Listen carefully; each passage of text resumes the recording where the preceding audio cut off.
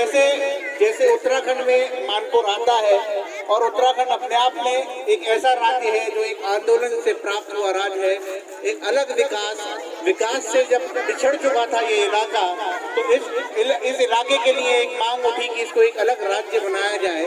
यहाँ की भौगोलिक परिस्थिति अलग है, इसलिए एक अलग राज्य बनाया जाए, और उस मांग को लेकर एक आंदोलन हुआ, और आखिर में एक आंदोलन के बाद सरकार को इसको एक अलग राज्य बनाना पड़ा। आप सब लोग ये बात जानते हैं, बच्चे सब जानते हैं, बड़े भी जानेंगे, मुझे पता है। जब मैं उनकी समस्याओं की बात करूंगा तो वो भी जानेंगे। तो क्योंकि उत्तराखंड आंदोलन से निकला हुआ एक राज्य है, तो हम सबसे पहले उत्तराखंड राज्य के शहीदों को नमन करेंगे, क्योंकि उस आंदोलन में कई लोगों ने अपनी जान की बाजी लगाई और इस उत्तराखंड निर्माण के लिए शहीद भी हुए। तो हम सबसे पहले उत्तराखंड राज्य आंदोलन के शहीदों को नमन करेंगे। मैं अपनी तरफ से नारा लगाऊंगा, उत्तराखंड राज्य आंदोलन के शहीद, और आप लोग कहेंगे अमर रहे। ठीक है, सबको समझ में आ रहा है? तो अब मैं नारा लगाऊंगा, आप लोग पीछे बोलेंगे अमर रहे। उत्तराखंड राज्य आंदोलन के शहीद अमर रहे। उत्तराखंड राज्य आंदोलन के शहीद अमर रहे। उत्तराखंड राज्य आंदोलन के शहीद अमर रहे। बहुत बहुत धन्यवाद, आपने जोश और खरोश के साथ उन शहीदों को नमन करा। जैसा कि आप सब जानते हैं कि उत्तराखंड राज्य का जन्म एक महान आंदोलन से हुआ है, एक ऐसा आंदोलन जिसमें पहाड़ से लेकर मैदान तक हर एक व्यक्ति की मजबूत भागीदारी रही है। युवा, किसान, मजदूर, व्यापारी, राज्य के बाहर देश विदेश में रहने वाले प्रवासी उत्तराखंडी, हर किसी ने राज्य आंदोलन की लड़ाई में योगदान दिया।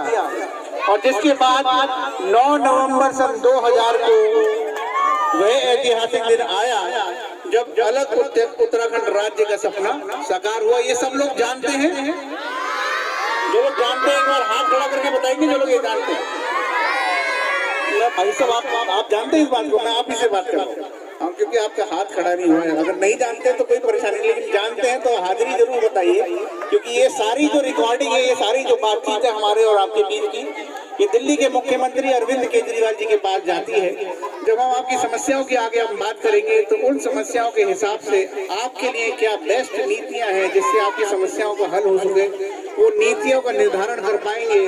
और 1-1.25 साल के अंदर जब यहाँ पर चुनाव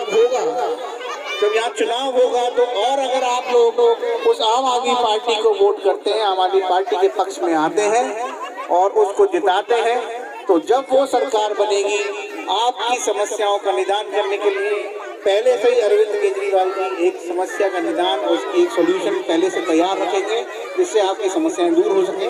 तो हम अपने संवाद को आगे बढ़ाते हैं। इसमें मैं पहले ही आपको बता चुका हूँ, कुछ मैं अकेले नहीं बोलूंगा। मैं चाहूंगा कि मैं जब सवाल करूँ आप भी इसमें पार्टिसिपेट करें, प्रतिभाग करें।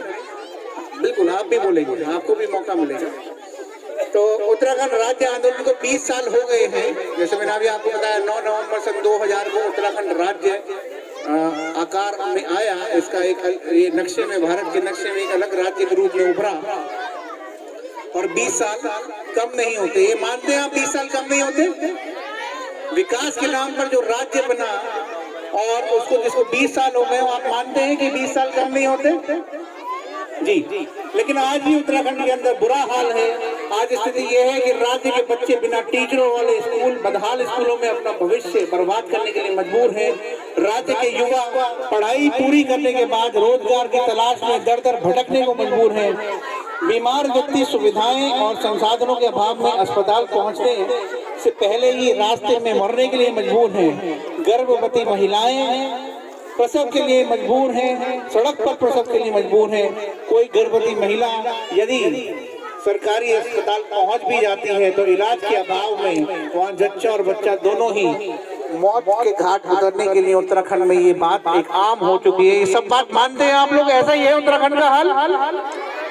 जो लोग मानते हैं एक बार हाथ खड़ा कर पाएंगे? सब लोग हाथ खड़ा करके बताइए जो लोग ये मानते हैं कि ये समस्या उत्तराखंड में आम है। हाँ, बिल्कुल, आप लोग भी मानते हैं ये बात? आपसे मैं इधर दुकान में पूछना चाहता हूँ, आप लोगों ने मेरी बात सुनी? क्या आप मानते हैं यहाँ पे भी समस्या है? ये जो बात जो हुई? जी। तो अच्छा ये बताइए, इससे पहले और हम अपने प्रश्न उत्तर शुरू करें, मैं 2 लाइन और बताना चाहूंगा कि इन 20 सालों में हमने हर पार्टी को मौका दिया। ये बात सही है? 20 साल में हमने हर पार्टी को मौका दिया। कभी हमने भाजपा की सरकार बनवाई और कभी हमने कांग्रेस की सरकार बनवाई। यहाँ तक कि आज यहाँ पर भाजपा की सरकार है। दोनों पार्टियों को समय समय पर मौका दिया गया, पर कुछ नहीं बदला। ऐसा ही है, मानते हैं आप लोग? कुछ नहीं बदला। अब कुछ दिन पहले आम आदमी पार्टी ने ये ऐलान किया है कि हम उत्तराखंड में चुनाव लड़ेंगे। हम लोग आम आदमी पार्टी से आए हैं। हम लोग आम आदमी पार्टी से आए। हमको अरविंद केजरीवाल जी ने आपके बीच में भेजा है और आपसे बात करने के लिए भेजा है। तो हम अपनी बातचीत शुरू करेंगे। आप सब लोग समय निकाल कर आए हैं, इसके लिए आप सबका बहुत बहुत धन्यवाद। जी, ये भाई सब की गाड़ी निकल जाने दीजिए। बिल्कुल बिल्कुल, दूध वाली गाड़ी है, बहुत जरूरी जी। तो अच्छा ये बताइए, क्योंकि आप सब लोग यहाँ काफी जागरूक दिख रहे हैं, हमारे सवालों के जवाब में आप अपना कहीं ना कहीं रिएक्शन भी दे रहे हैं। तो मेरा पहला प्रश्न आपके सामने ये आता है कि आप में से कितने लोगों ने, सभी लोग सुन रहे हैं जी, सब लोग तैयार हैं सुनने के लिए? प्लीज बैठे रहिए, जो बच्चे हैं प्लीज बैठे रहिए। कि अच्छा ये बताइए, आप में से कितने लोगों ने केजरीवाल जी के बारे में सुना है? हाथ खड़ा करके बताइए, कितने लोगों ने केजरीवाल जी के बारे में सुना है? वो पीछे वाले भाई साहब लोगों ने नहीं सुना है कभी केजरीवाल जी के बारे में? तो जिन्होंने सुना है उधर वाले भाई साहब ने सुना है? आपने सुना है? पक्का? इधर एक भाऊ जी थे, आपने सुना है अरविंद केजरीवाल जी के बारे में? सुना है आपने? नहीं सुना? चलिए, आपने नहीं सुना है तो हम आज उनके बारे में भी कुछ ना कुछ आप जानकारी हासिल कर पाएंगे। अच्छा ये बताइए, कितने लोगों ने आम आदमी पार्टी के बारे में सुना है? हाथ खड़ा करके बताइए। उधर पीछे भाई साहब बातचीत कर रहे हैं, मेरी बातों पर भी ध्यान करें, हम आप ही के बारे में बात करने आए हैं जी। कितने लोगों ने आम आदमी पार्टी के बारे में सुना? एक बार हाथ खड़ा करेंगे सब लोग एक साथ। आपने नहीं सुना? वो भाई साहब जो खंबे पे खड़े हैं, हाँ, तो आपका हाथ नहीं दिख रहा था जी। तो अच्छा ये बताइए, आप में से कई लोग यहाँ पर हैं मौजूद जो यहाँ गांव के ही रहने वाले हैं, मानपुर गांव के रहने वाले हैं। ये बताइए कि आप में से किस किस के बच्चे सरकारी स्कूलों में पढ़ते हैं? एक बार हाथ खड़ा करें वो लोग जिनके बच्चे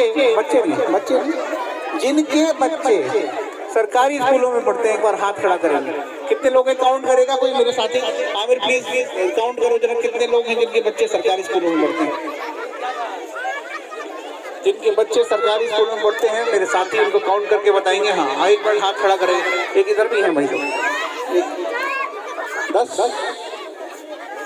10 लोगों के यहाँ से, इस गांव से बच्चे अभी जो यहाँ पर लोग उपस्थित हैं, 10 लोगों के।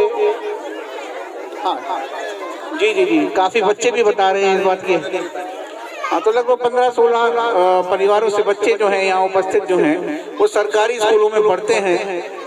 तो मेरा सवाल यहाँ से शुरू होता है कि कैसी पढ़ाई है इन सरकारी स्कूलों की? मेरे साथी माइक लेके जरा साथी जाएंगे आप लोगों के पास। आपने बताया आपके सरकारी स्कूलों की पढ़ाई कैसी है? राव जी बताइए। बताइए सरकारी स्कूलों की पढ़ाई कैसी है? यहाँ पर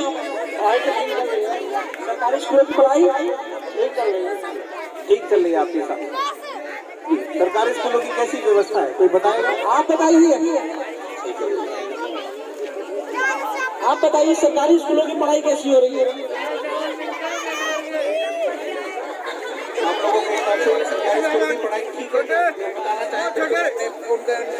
आप बताइए सरकारी स्कूलों की पढ़ाई कैसी हो रही है? दाल चावल मिले, पेट भर गया। सच बोलो, सच बोलो। आपके गांव की खुशी बनना है, इनको सब जानते हैं। ये बताएंगे सरकारी स्कूलों की पढ़ाई कैसी हो रही है?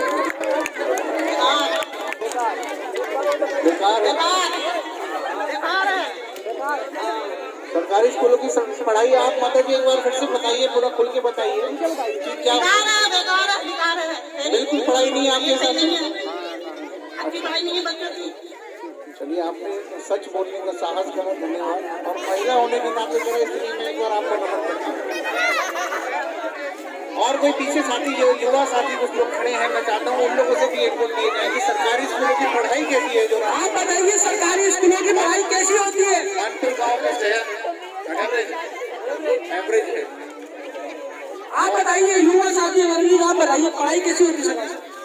पढ़ाई तो फिलहाल अब तो ठीक ही है, लेकिन इस समय जो है बुरे हालत भी है और ना भी है। जो पहले थी उससे तो फिलहाल बेहतर ही है। और फिलहाल इसमें अंडा और दाल भात खाया, भारत माता की जय। फिलहाल पढ़ाई तो ऐसी है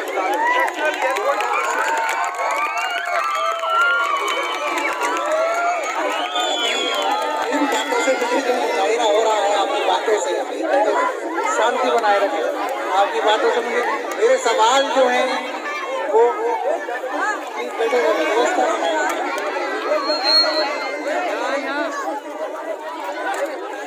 बनाए रखें। बिल्कुल आपकी बात बिल्कुल सही है। आपने जो जवाब दिया मुझे उससे कोई परेशानी नहीं है, लेकिन मेरा सवाल किसी रेस्टोरेंट को लेकर नहीं था, किसी होटल को ढाबे को लेकर नहीं था। मेरा सवाल था शिक्षा के स्कूल को लेकर, शिक्षा के मंदिर को लेकर था। आपने बताया कि अंडा और मछली बढ़िया मिल रहा है, बाकी शिक्षा के बारे में आपको भी नहीं बताया। यही बात है, ऐसे ही है जी। मैं समझ रहा हूँ आपकी बात, जो आप बताना चाह रहे हैं। आपने जो एक व्यंग के रूप में बताया है वो मुझे सब समझ में आ गया है कि शिक्षा की बात मत करो, बस अंडा मछली मिल रहा है, बाकी सब कुछ सही है। क्या यही है, यही स्थिति है? फिलहाल तो अभी यही है, लेकिन पहले से बेहतर है और ना भी बेहतर है। नेचुरल बस मामूली से चल रहा है पढ़ाई। मतलब खाना बेहतर कर दिया पहले से? खाना तो है दाल भात। मतलब जी आपका मतलब ये है कि मेरे दाल भात का अंडा मछली मिल रहा है और बच्चों को टेंशन मिल रही है और दाल भात मिल रहा है, पेट पूजा हो रही है। इसलिए पढ़ाई तो खैर क्या करेंगी, मैडम आती है कॉलेज में बैठ के चली जाती है, और क्या करें वो। अच्छा आज वाटर वगैरह तो नहीं जाते हैं, ठंड का सीजन है। तो मतलब ये कुल मिला के ये सिलाई कढ़ाई सेंटर बन चुका है आपका, ऐसा कुछ कहना चाहते हैं? चलिए हम इस प्रश्न से आगे बढ़ते हैं। अभी हमारा बहुत लंबा ये दौर है जो हम आपसे प्रश्न पूछते रहेंगे एक एक करके। तो मेरा अगला सवाल ये आता है, कोई ठीक ठाक स्कूल यहाँ से कितनी दूर है जहाँ पढ़ाई अच्छी होती, कोई बता पाएगा? कोई बताएगा? हाथ उठा के पहले बताइए कि कौन बताना चाहता है कोई ठीक ठाक स्कूल कितनी दूर है जहाँ पढ़ाई अच्छी होती। आप बताएंगे? ये बताएंगे जरा आपके पास एक ठीक ठाक स्कूल जहाँ पर अच्छी पढ़ाई होती है वो कितनी दूर है? अरे यार जो खाली 200 मीटर दूर है बस। ये बताइए ये भी बताना चाहते हैं कितनी दूर है यहाँ से ठीक ठाक स्कूल? यहाँ हमारी जनसभा के बाद जहाँ बहुत अच्छी पढ़ाई होती है, सरकारी स्कूल है, बहुत बढ़िया। जी कौन से स्कूल है वो? हाँ बताइए नाम बताओ, नाम। हाँ सरकारी स्कूल बताना चाहते हैं ना? हाँ आप बताइए कहाँ जहाँ बहुत अच्छी पढ़ाई होती है? राजकीय उच्चतर माध्यमिक विद्यालय मानपुर। वहाँ पे बहुत अच्छी पढ़ाई होती है आपके बिल्कुल। और वहाँ पर अभी नई नई ड्रेस बंटवा दी है मैं सरों ने बच्चों को, और खाना पीना सही चल रहा है वहाँ का। पढ़ाई पढ़ाई पढ़ाई तो इतनी बढ़िया चल रही है, लॉकडाउन में इतनी पढ़ाई नहीं होती जितनी अब बढ़ी। अच्छा बहुत बढ़िया पढ़ाई। तो ये स्कूल खुलता भी है इसका मतलब? रोज खुलता है। चलिए बहुत बढ़िया, बहुत बढ़िया। देखिए यही कारण है कि जो है ये आपकी जागरूकता का इन बातों से ही पता चल पा रहा है। तो जैसे माता जी थी यहाँ पर वो बता रही थी कि पढ़ाई कुछ नहीं हो रही है। अगर माता जी अगर एक बार और सामने आए तो उनके लिए एक प्रश्न एक बार फिर से आएगा। अम्मा बताइए आप यही मेरे सामने आ जाइए जिससे हमारा आमिर जरा आपसे पूछिएगा कि सरकारी स्कूलों में आपको पता लगा कि स्कूलों की पढ़ाई अच्छी नहीं है, क्या आपके घर के बच्चे सरकारी स्कूलों में पढ़ते हैं? हमारे बच्चे पढ़े हैं स्कूलों में, सरकारी है, अपनी जाएगा होता ये 10 में। पढ़ाई ठीक नहीं है वहाँ पर आपका? क्या समस्या है? ऐसे ये कभी कुछ काम में लगाना है, कोई काम में लगाना है, बच्चों को पढ़ाना है क्या ढंग से? पढ़ाते नहीं है आपके? तो मेरा सवाल ये है क्या त्रिवेंद्र रावत जी की जो सरकार इस समय चल रही है, भाजपा की जो सरकार है, उनने इस सरकारी स्कूलों को ठीक करने के लिए कुछ किया? अब वो तो नहीं पता होगा, हमें क्या पता, हम कोई पढ़े हुए थोड़ी है, हम तो अनपढ़ हैं। लेकिन आप अनपढ़ होने के बावजूद अपने बच्चों को पढ़ा रहे हैं, ये बहुत अच्छी बात है, जिससे आपका भविष्य, आने वाले जो बच्चों की पीढ़ियां हैं वो अच्छा काम कर पाए, अच्छा भविष्य बने। बिल्कुल बहुत अच्छी बात है। वो भाई वो सब A to Z सारे अच्छे होते हैं, बस टैलेंट होना चाहिए बंदे के अंदर, पढ़ने के लिए जुनून, ये कुछ नहीं है कि हाँ भाई स्कूल में पढ़ाई अच्छी होती है, टैलेंट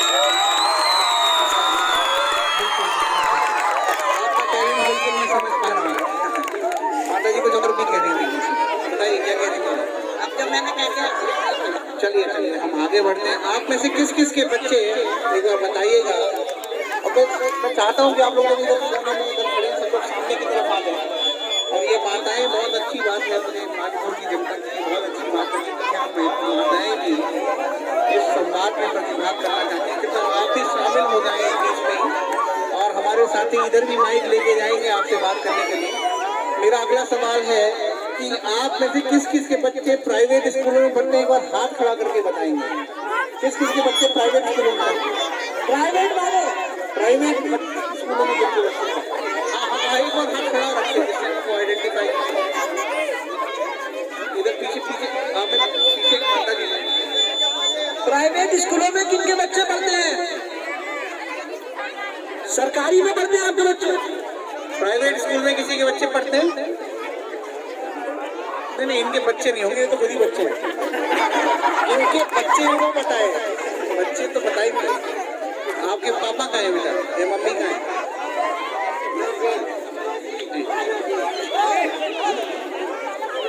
जो प्राइवेट स्कूल है, कोई सा भी स्कूल, आपके बच्चे पढ़ते हैं? आप बताना चाहते हैं मुझे आपके बच्चे प्राइवेट स्कूल में? क्या आपके बच्चे प्राइवेट स्कूल में पढ़ते हैं?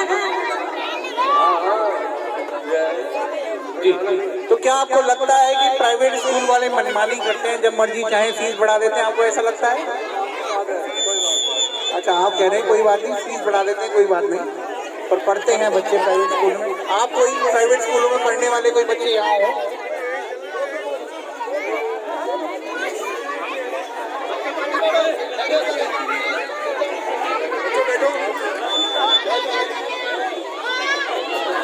कोई और पीछे से बताएगा? इधर ये भाई साहब बताना चाहते हो शायद।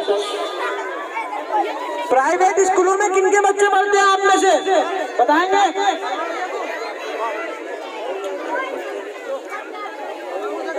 इधर इधर पीछे कोई बताना चाह रहा है? आपके बच्चे सरकारी प्राइवेट स्कूल में पढ़ते हैं? जो पीछे बात कर रहे हैं, क्या सवाल ये है कि क्या आप में से किसी के बच्चे प्राइवेट स्कूल में पढ़ते हैं? आपके बच्चे पढ़ते हैं? जी सर, पढ़ते हैं। तो आपको लगता है कि क्या प्राइवेट स्कूल कभी ऐसी मनमानी करते हैं, जब मर्जी चाहे फीस वगैरह कुछ बढ़ा देते हैं? आपको ऐसा लगता है? हाँ, प्राइवेट सेक्टर तो अपने ही पॉलिसी पे चलता है, कि गवर्नमेंट पॉलिसी को वो जब चाहे बढ़ा सकते हैं, उसको कोई रोक थोड़ी। उसमें आप मानते हैं इस बात को कि उसमें कोई रोकथाम नहीं है, ऐसा ही है? कोई रोक नहीं उसको। तो ये बताइए कि सरकार ने क्या इन प्राइवेट स्कूलों की मनमानी रोकने के लिए कुछ किया? नहीं, कोई कानून नहीं है ऐसा, तो स्टेट का ना सेंट्रल का। सरकार ने ऐसा कुछ भी कार्य नहीं किया कि सरकार ये जो प्राइवेट स्कूल है इनकी मनमानी रोक पाए। ऐसा कुछ कोई लॉ है यहाँ कोई ऐसा नहीं है। ठीक है, मतलब अगर प्राइवेट स्कूल वाले कुछ भी करना चाहते हैं, वो इंडिपेंडेंट हैं, उनके ऊपर कोई ऐसी रोकथाम के नियम कायदे नहीं है कि अगर जनता को परेशानी होने लगे और सरकारी व्यवस्थाओं में अच्छी व्यवस्था ना हो, शिक्षा व्यवस्था, तो अगर जो लोग प्राइवेट स्कूल में पढ़ाते हैं उनके पास उसके अलावा पैसे फालतू देने के अलावा और कोई ऑप्शन नहीं है। प्राइवेट स्कूल में अपने बच्चों को पढ़ाना है तो उनके हिसाब से आपको करना होगा ना, कि आप अपने हिसाब से पढ़ें। बिल्कुल। प्राइवेट स्कूलों में क्यों पढ़ाते हैं, सरकारी स्कूलों में क्यों नहीं पढ़ाते?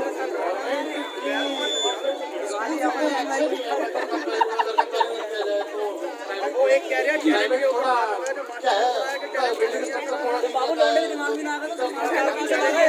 गवर्नमेंट को थोड़ा ना अभी मानते हैं कि सरकारी स्कूलों में उतनी अच्छी व्यवस्थाएं नहीं होती जितनी प्राइवेट में होती है, इसलिए मजबूरन प्राइवेट स्कूल में पढ़ाना पड़ता है। यही ठीक है। अच्छा, ये बताइए कि सरकार प्राइवेट स्कूलों के खिलाफ कुछ करती क्यों नहीं? कुछ पता है आपको?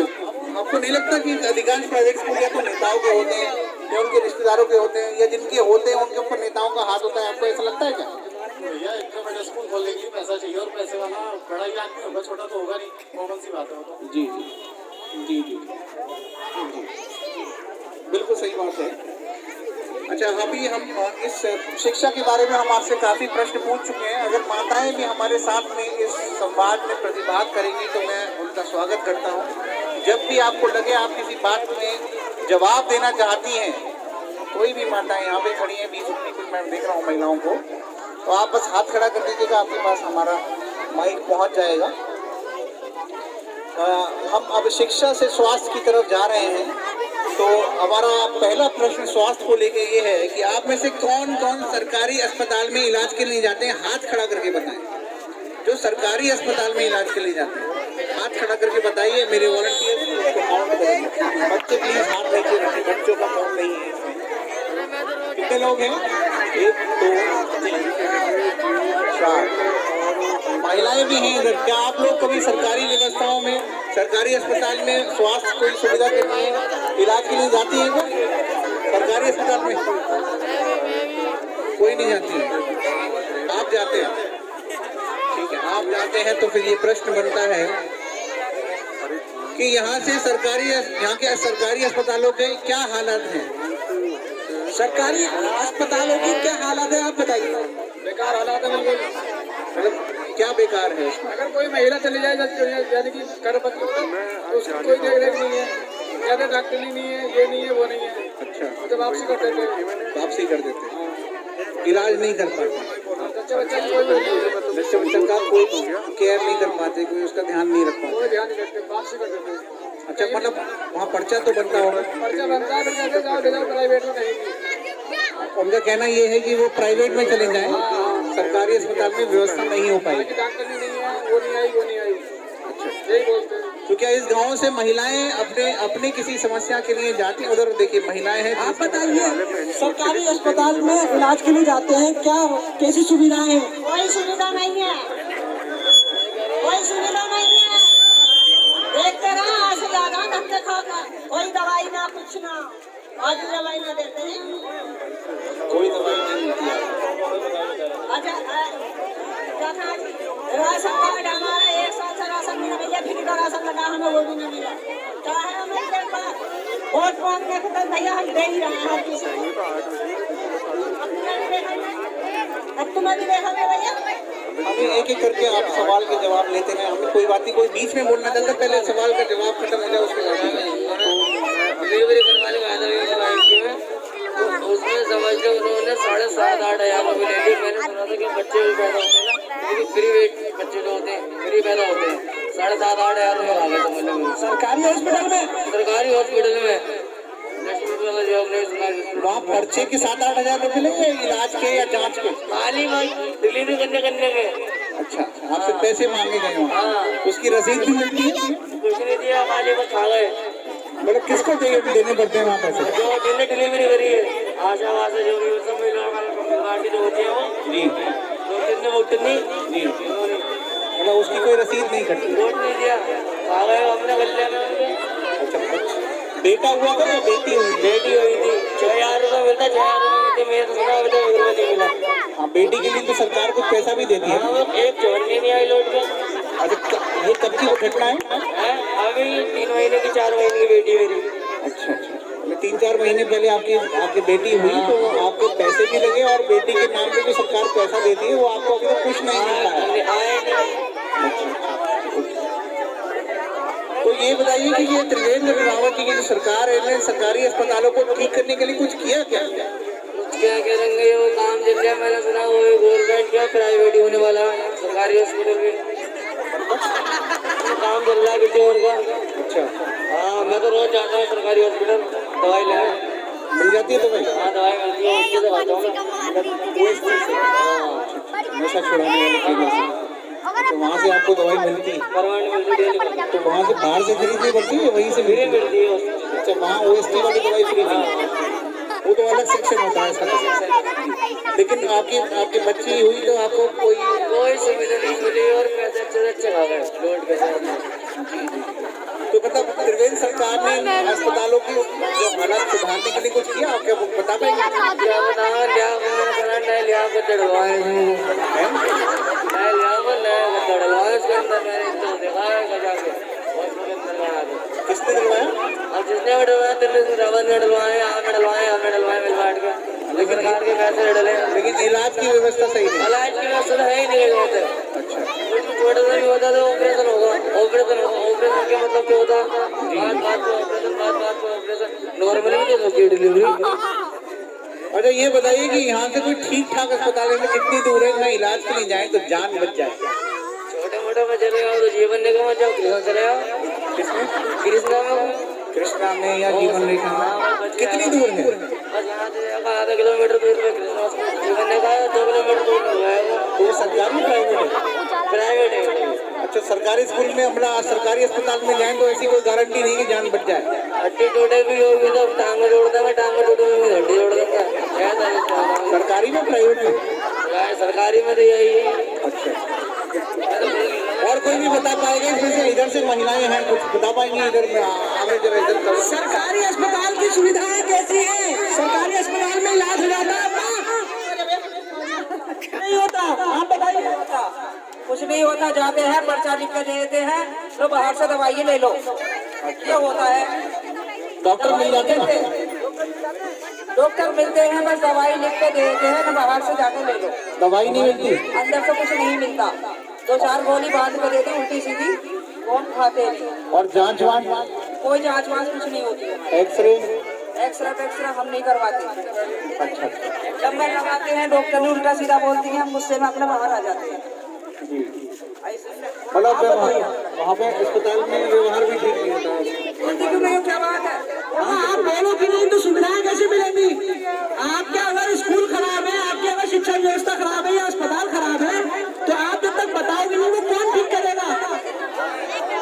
क्या सरकारी अस्पताल ठीक है?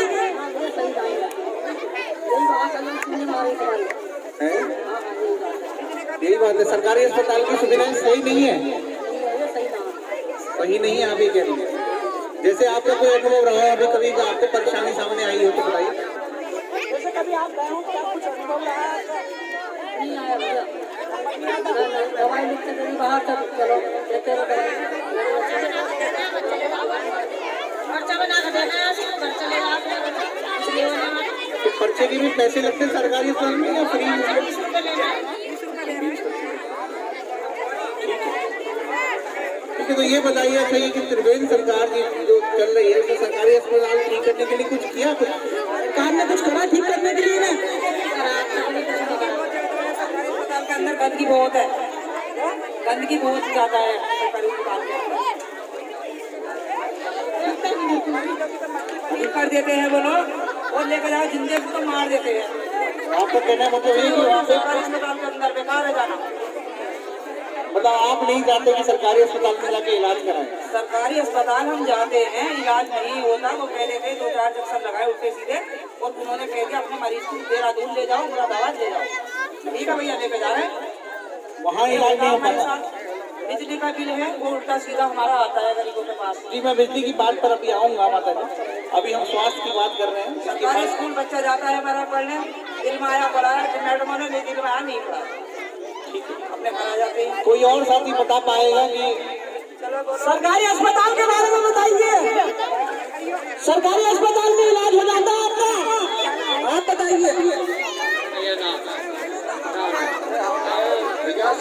900 रुपए की दवाई देगा है, सरकारी से प्राइवेट से? सरकारी में हमने कहा 250 रुपए यहाँ दे दो और 125 रुपए की पर्ची कटवा लो। अच्छा, तो काय के 250 रुपए लिए? सांस की बीमारी के लिए। सांस की? हाँ, तो 250 रुपए दवाई के लिए, जांच के लिए काय के? अरे जांच के पैसे लिए आप? हाँ, जांच के पैसे लिए। और पर्चे के अलग?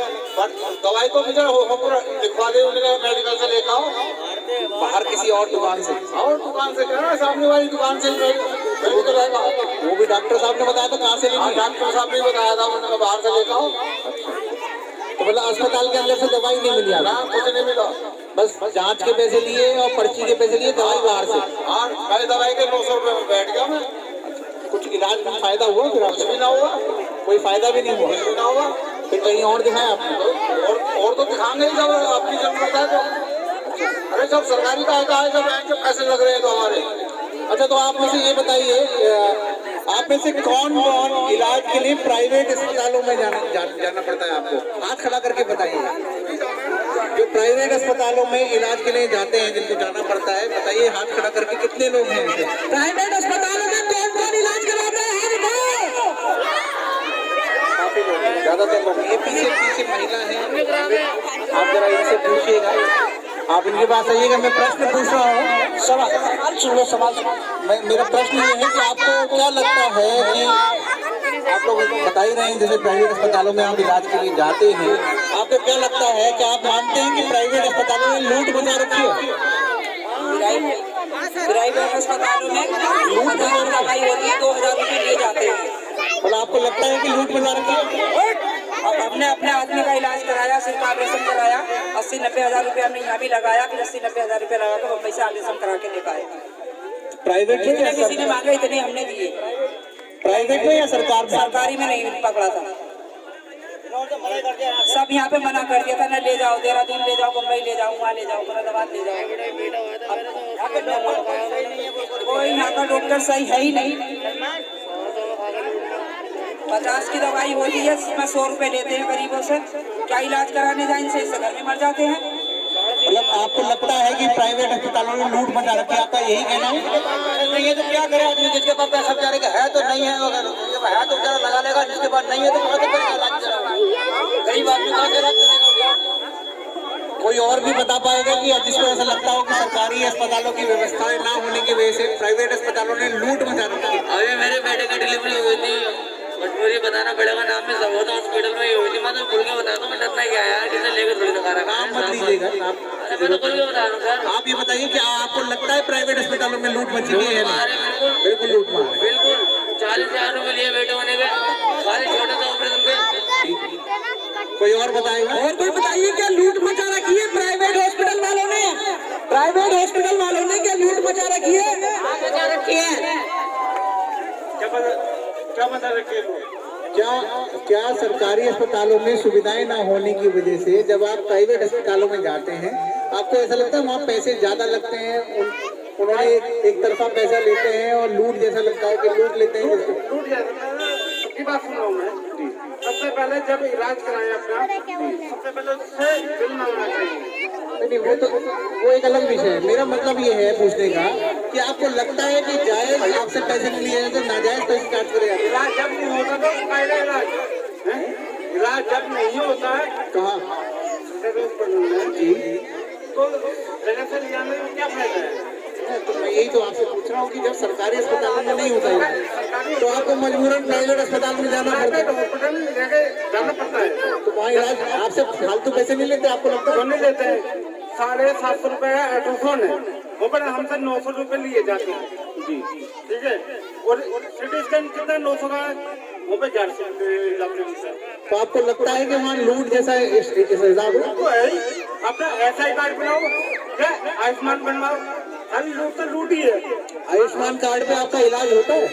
होता है, लेकिन उसके टाइम डिस्चार्ज करवाओ, डिस्चार्ज करवाओ, रेफर लेकर आओ, रेफर के लिए मतलब कागज पत्तर बहुत मांगे जाते हैं और कुल मिला के आदमी ले ही नहीं पाता। जबकि हमारी सुविधा सरकारी हॉस्पिटल में है, उसके लिए रुद्रपुर भेज जाता है हमें। आयुष्मान कार्ड आपका सरकारी अस्पताल में चलना चाहिए आपके हिसाब से, लेकिन उसके लिए आपको रुद्रपुर भेजा जाता है। अम्बेडकर नगर और उसमें रुद्रपुर भेज जाता है जी। यहाँ इलाज नहीं होगा तब होगा जब वहाँ से लिखवा के लाओगे। जबकि यहाँ पे 2-3 हॉस्पिटल पकड़ गए हैं कि अपना जिस हॉस्पिटल में डॉक्टर है उसी में भेजेगा, किसी और में नहीं। जबकि क्या है कि मैं जसपुर डिब्बा कौन सा है, मैं नाम मत लीजिए, कोई बात नहीं, प्राइवेट कोई अस्पताल होगा। हाँ, वो कहते थे कि हमारे डॉक्टर भी वहाँ पर है, हो जाओ आयुष्मान का ट्रांसफर कर हमारे यहाँ पर, जबकि होता नहीं, वो भी कर देते हैं। मतलब आपको लगता है कि प्राइवेट अस्पताल में जब जाते हैं तो पैसे बहुत ना जाएंगे, सरकारी में तो है ही नहीं कुछ। है ही नहीं, सब जाता है, ठीक है, मरीज जाता है, एक इंजेक्शन लगा दिया, लाइनों पे नर्स नहीं डॉक्टर है, उनके नियरों करते रहो, ठीक है, उनके नियरों करते रहो, फिर भी नहीं आते, उन्हें 150 रुपए जेब में डालो, एकदम से फटाफट आ जाते हैं। तो आपको ये बताइए आप कुछ बोलना चाहेंगे? जो भी कोई किसी को। ओके, अगला मेरा सवाल है कि क्या सरकार ने प्राइवेट अस्पतालों की मनमर्जी की लूट को रोकने के लिए कुछ किया? क्या त्रिवेंद्र रावत जी की जो सरकार है उसने इस मनमर्जी को, सरकार ये जो प्राइवेट अस्पतालों की जो लूट है, मनमर्जी की लूट, इसको रोकने के लिए कुछ किया? कोई बता पाएगा? कुछ नहीं किया, कुछ नहीं किया। ना सुनने वाली कभी क्या कुछ कर रहे हैं, कुछ नहीं किया अभी तक। नहीं, कोई ऐसा नियम बनाया हो कि भाई इस टेस्ट का आप 200 रुपए से ज्यादा नहीं ले सकते, ऐसा कुछ नहीं? ना कुछ नहीं है, मतलब मर्जी से जो चाहे फीस रख दो। जिसकी मनमानी है उतना ले रहा है और जो परेशान है वो दे रहा है। सरकारी अस्पताल में पार्किंग बढ़ा दी, कोई जाएगा मरीज को लेकर पहले 20 रुपए तो मोटरसाइकिल से, अच्छा दिन में 4 बार जाएगा तो 80 रुपए देगा वो। अच्छा, तो मतलब इलाज का तो इलाज हो या ना हो, गाड़ी का पैसा जरूर दो। हाँ, पहले अगर 4 बार जाएगा तो 80 रुपए देगा वो, चाहे 10 मिनट के लिए जाए 20 रुपए कम देगा। आप बताइए क्या प्राइवेट हॉस्पिटलों की लूट रोकने के लिए सरकार ने कुछ किया? सरकार क्या करेगी इसमें? सरकार ही क्या करेगी? सरकार तो अपने उसमें बैठी हुई है, मजदूरी तो मर गया है। 300 रुपए की दिहाड़ी है, वो बच्चों को पालने या इलाज करावे। अरे कहीं ब्याज का पैसा नहीं मिलता तो उन्हें तो पैसा चाहिए, पहले अपना तो पैसा चाहिए ना, इलाज ही क्या करेंगे वो? आप ये मानते हैं कि सरकार ने प्राइवेट अस्पतालों की लूट के लिए कुछ नहीं किया? कुछ नहीं। अरे जब हमारे मुख्यमंत्री नहीं है इधर को झाकेंगे, जब हमारे मुख्यमंत्री इधर को नहीं झाकेंगे तो वो गवर्नमेंट क्या करेगी इसमें? ऐसा ही है, ऐसा ही है। कोई और बता पाएगा? कोई और? पीछे पीछे भाई लोग खड़े हैं पीछे, जरा उनसे पूछिए। आप ये बताइए प्राइवेट अस्पतालों की लूट को रोकने के लिए सरकार ने कुछ किया? लूट क्या है सरकारी अस्पताल में? प्राइवेट में तो उनका अपना एक्सटेंड होता है, जैसे वो इलाज कराओगे तो उससे फीस लेंगे जो उनकी होती है।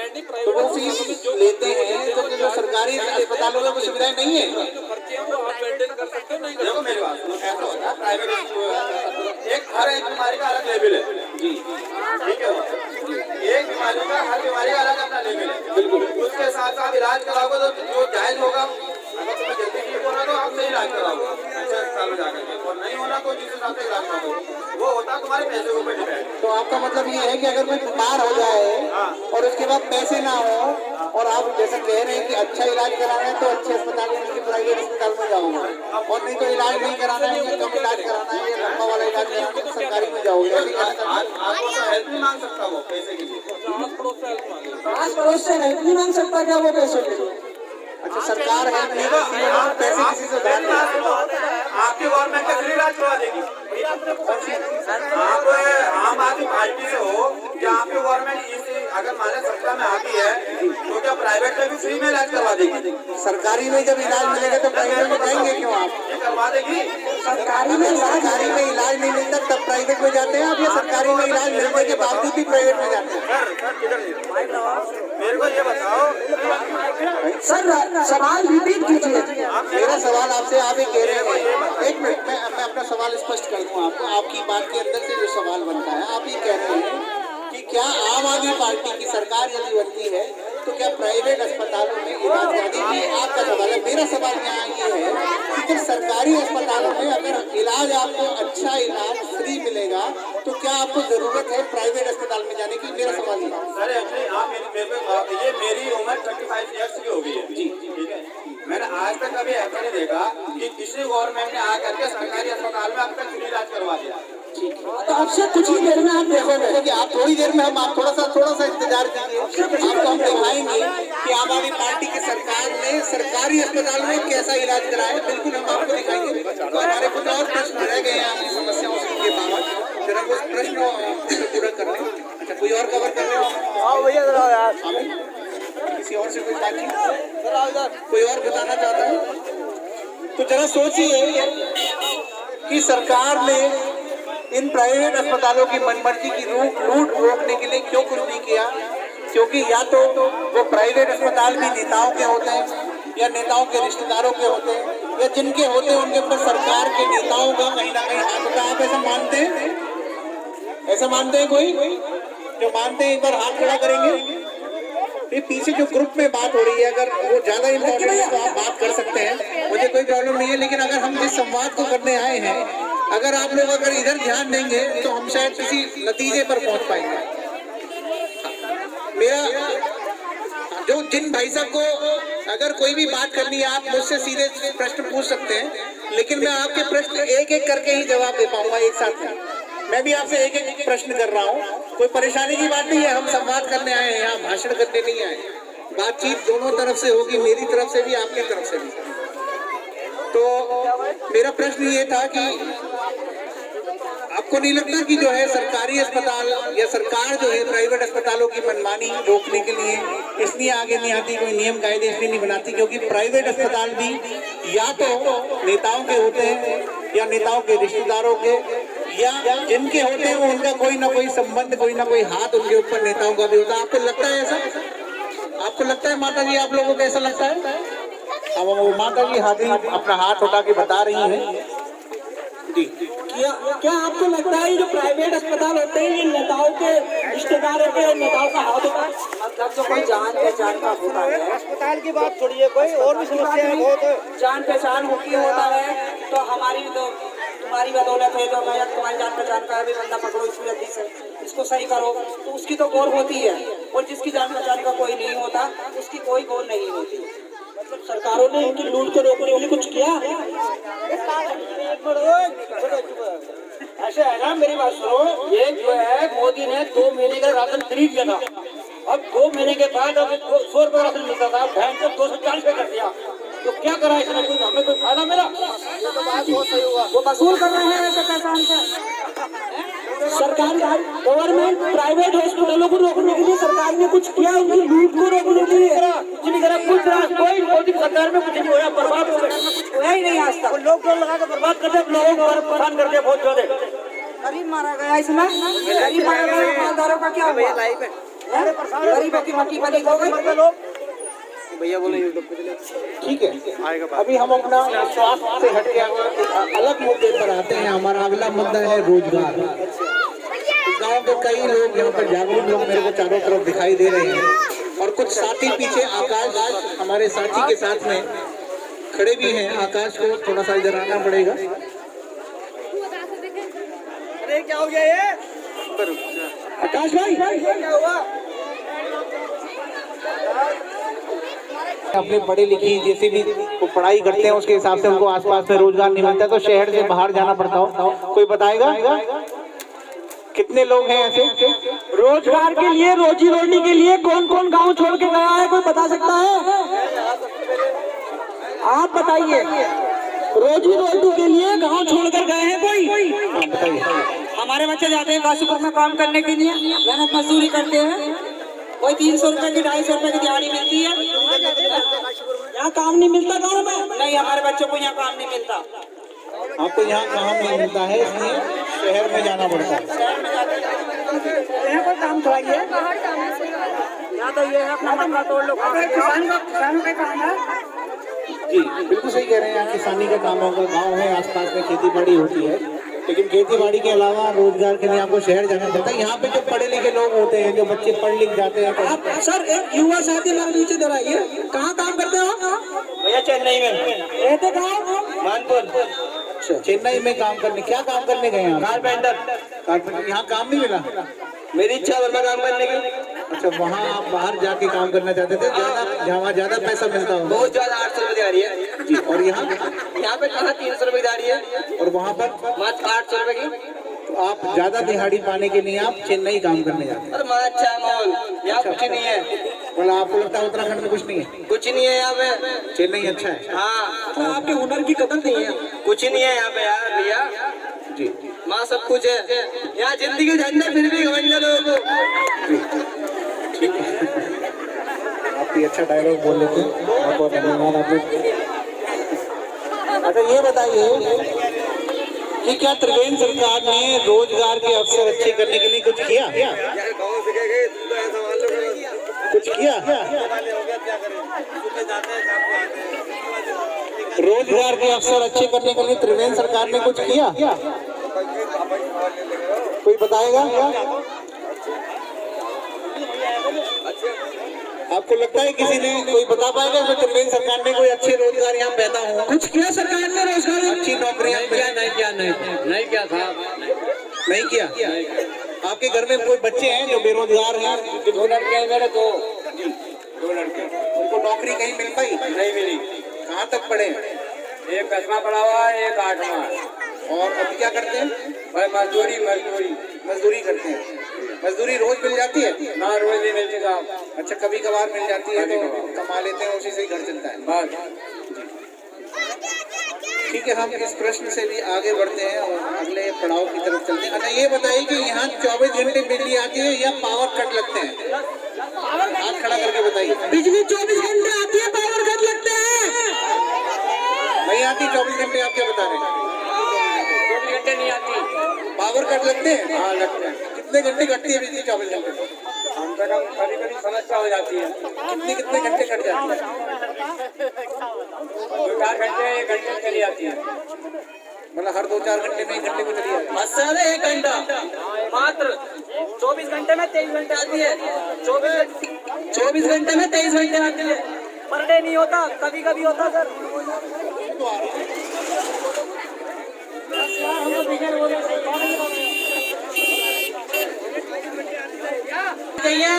बढ़ आ रहे हैं बिल, मजदूरी कर रहे हैं, बिल देना या बच्चों को पालना, क्या क्या कर रहा है ये बताओ।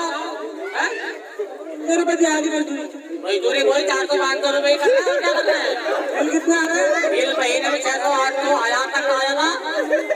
आपके घर में कोई ना मोटर है, ना कोई फ्रिज है, ना कोई एसी है, ना कोई कुछ है। अच्छा, ये बताइए किस किस के बिजली के बिल ज्यादा आते हैं?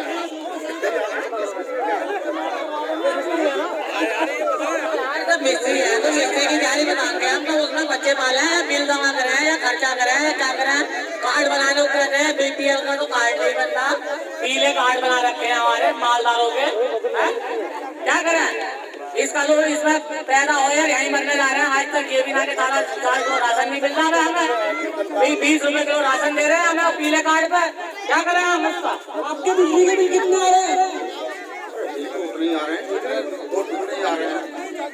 मतलब आपको लगता है कितनी बढ़ा दी है, बिल की रेटिंग कितनी बढ़ा दी है, कहाँ तक भरपाई करेगा आदमी, गरीब आदमी है। मालदार तो ये चलो कहीं ना कहीं से अपना वो करके कर लेगा, मजदूर आदमी मजदूरी करेगा या बिल भरेगा, क्या क्या भरेगा वो बेचारा अपने बच्चों को पालेगा। कहीं ऐसा तो नहीं है कि आप बिजली ज्यादा इस्तेमाल करते हो इसलिए काय में इस्तेमाल कर रहे हैं ज्यादा? एक बल्ब चल गया है और एक टीवी चल गया है घर में, उसमें क्या ना घर में चलो मैं चेकिंग करा दो अपने, ना मोटर है, ना फ्रिज है, ना कोई एसी है, ना कुछ कूलर है, ना कुछ। और लगभग कितना बिल आता है? कभी 600 का महीने का, कभी 1200 का 2 महीने का, कोई हिसाब है। कभी 1500 का आया था 2 महीने का, 2 महीने का बिल आता है।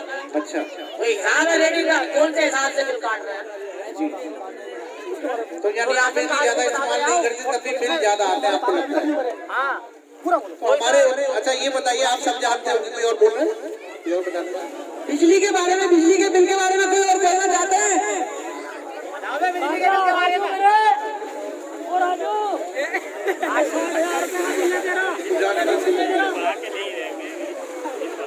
जी, आप बिजली के बिल ज्यादा आते हैं? आप बताइए। हाँ चाचा, आप बताइए बिजली के बिल ज्यादा आते हैं? ये उन्नीस वाले होते हैं, बिल आता है, बिल आता है बहुत ज्यादा आते हैं। 2000 रुपए का बिल आया 2 महीने का। हाँ, 10,000 रुपए का बिल है, बताओ गरीब आदमी है, लॉकडाउन वैसे चल गया था, बैंक से कहाँ से मजदूरी करें, कहाँ से बिल जमा दे। जी, दिखाऊं? हमारे उत्तराखंड के पानी से पूरे देश में बिजली मिलती है, ये सब जानते होंगे आप। यहाँ पे नदियों पे डाम बने हुए हैं और पूरे देश में उससे बिजली मिलती है, पर हमें ही यहाँ पर 24 घंटे बिजली नहीं मिलती, बस बिल आते हैं। बिजली बिल के नाम पर लूट मची हुई है, ये सब लोग मानते हैं इस बात को? जो लोग मानते हैं हाथ खड़ा करेंगे। बिजली बिल के नाम पे लूट मची हुई है, मानते हो? नहीं, कुछ लोग नहीं मानते हैं, उनको लगता है कि बिल्कुल सही आते हैं बिल। जो लोग मानते हैं उन्होंने हाथ खड़े करें, धन्यवाद। ठीक है, अच्छा ये बताइए कि आप में से किस किस के दोस्त या रिश्तेदार दिल्ली में रहते हैं? हाथ खड़ा करके बताइए। आप में से किस किस के दोस्त या रिश्तेदार दिल्ली में रहते हैं? किसी के रिश्तेदार या दोस्त दिल्ली में नहीं रहते? 1 2 3 4 5। आपके कोई रिश्तेदार दिल्ली रहते हो या कोई दोस्त या कोई जानने वाले? कोई नहीं, कोई नहीं। 6 परिवारों के रिश्तेदार या दोस्त या जानने वाले दिल्ली में रहते हैं। ठीक है, तो आप लोगों की उनसे बातचीत होती होगी, बातचीत होती है उनसे, दिल्ली वालों से होती है क्या? वो बता पाते हैं कि उन्होंने बताया आपको कि दिल्ली में केजरीवाल जी ने क्या क्या काम किया है? बताया आपको? कभी बताया आपको कि दिल्ली में केजरीवाल जी ने आपको क्या क्या काम करा जनता के लिए? आपको बताया आपके रिश्तेदारों ने दिल्ली में क्या क्या होता है? दिल्ली में बहुत बढ़िया सुविधा, पानी फ्री है, सरकारी अस्पतालों में सुविधा बहुत ही बढ़िया है। हम कई बार गए सरकारी अस्पताल दिल्ली के, वहाँ इलाज हो जाता है? इलाज बढ़िया हो गया वहाँ पे। सरकारी में या प्राइवेट में? सरकारी में। अच्छा, अब पैसे? पैसे कोई नहीं है, पैसे कोई नहीं लगते? चाचे वाचे फ्री में हो जाते हैं। जांच वाले सब फ्री है दिल्ली में। दवाई दवाई भी ये आप अपना बता रहे हैं या आप खुद गए थे अपनी बहन को लेकर? अच्छा, वहाँ इलाज मिला आपको? कोई परेशानी नहीं? लेकिन वहाँ फिर हो नहीं पाया, फिर हमने फिर कहीं और कराया था बाद में, दिक्कत ज्यादा बढ़ गई थी। जी मतलब जब तक वहाँ पर रहे तब तक इलाज सब चीजें फ्री, कोई पैसा नहीं लगा था। जी ठीक है। आपका क्या नाम है? अरे ये मुकेश भाई हैं आपके गांव के, इनको सब जानते हैं। इनकी बहन का इलाज दिल्ली में हुआ था सरकारी अस्पताल में, वहाँ पर इनका इलाज फ्री हुआ, दवाइयाँ फ्री मिली, जांचें फ्री हुई। ये इस बात की तस्दीक करते हैं आपके गांव के, आपके बीच के ही है। बिल्कुल, जैसे आपने बताया कि दिल्ली में कैसे इलाज फ्री होता है और कैसे वहाँ पर पानी फ्री है, मैं कुछ और चीजें आप सबके सामने बताना चाहता हूँ। बहुत लोग आप लोग नहीं जानते हैं कि दिल्ली में क्या क्या दिल्ली की सरकार दिल्ली की जनता के लिए कर रही है। मैं आपको बताता हूँ, आप लोग थोड़ा ध्यान से सुनिएगा। मैं पीछे एक बार भाई साहब से कहूंगा कि इधर थोड़ा ध्यान देने और सुनने दें और सुन लीजिए, हल्की आप ही की बात हो रही है। ये जो अभी मैं बता पाऊंगा शायद आप लोग नहीं जानते हो। ठीक, मैं बताता हूँ आपको दिल्ली की सरकार दिल्ली की जनता के लिए क्या कर रही है। दिल्ली में जब से आम आदमी पार्टी की सरकार बनी, अरविंद केजरीवाल जी की सरकार बनी, झाड़ू वाली पार्टी की सरकार बनी, वहाँ दिल्ली में दिल्ली के स्कूल अच्छे हो गए, अस्पताल अच्छे हो गए। सरकारी स्कूलों के नतीजे वहाँ 98% यानी कि 100 में से 98 बच्चे पास होने लगे बोर्ड के एग्जामों में। आप सबने ये खबरें न्यूज़पेपर और समाचारों में भी देखी होंगी। और ऐसा आज तक के भारत के इतिहास में पहली बार हुआ जब किसी सरकारी स्कूलों में 98% बच्चों के नतीजे आए हों। ऐसा आज तक कभी नहीं हुआ था। बिजली अब वहाँ 24 घंटे आती है। यहाँ तो आप लोग बता रहे हैं कि कट लगते हैं, वहाँ बिजली अब 24 घंटे आती है। और साथ ही दिल्ली में 200 यूनिट हर महीने 200 यूनिट तक हर महीने बिजली मुफ्त है, यानी लगभग 70% लोगों को बिजली मुफ्त मिल रही है। यहाँ की आबादी कोई बता पाएगा मानपुर में कितनी आबादी है? आप बता पाएंगे मानपुर की कितनी आबादी है? लगा गया 3,000 की आबादी में 70% बैठता है 2,100। तो 3,000 की आबादी में अगर यहाँ पर हम मान लेते हैं कि सब मिला जुला के 100 लोग खड़े हैं, तो दिल्ली के मुताबिक यहाँ से 70 लोगों की बिजली के बिल जीरो आ रहे होते हैं। क्या किसी का यहाँ पर बिजली का बिल जीरो आता है? कोई बताएगा? कोई एक आध आदमी हाथ को खड़ा करके बताओ जिसका बिजली का बिल जीरो आता है। किसी का नहीं आता? अच्छा ये बताइए जिसके बिल जीरो नहीं आते वो हाथ खड़ा करके बताइए। जिसके बिल जीरो नहीं आते, बाकी सबके आते हैं। जिसके बिल जीरो नहीं आते हाथ खड़ा करके, सबके भर भर के आते हैं, किसी का जीरो नहीं आता। दिल्ली में 70% आबादी के बिल जीरो आते हैं। और महिलाएं कुछ बताना चाहते हैं? आपके जीरो आते बिजली के बिल? नहीं आते। बिजली के बिल नहीं आपके आते। तो आते हैं अम्मा।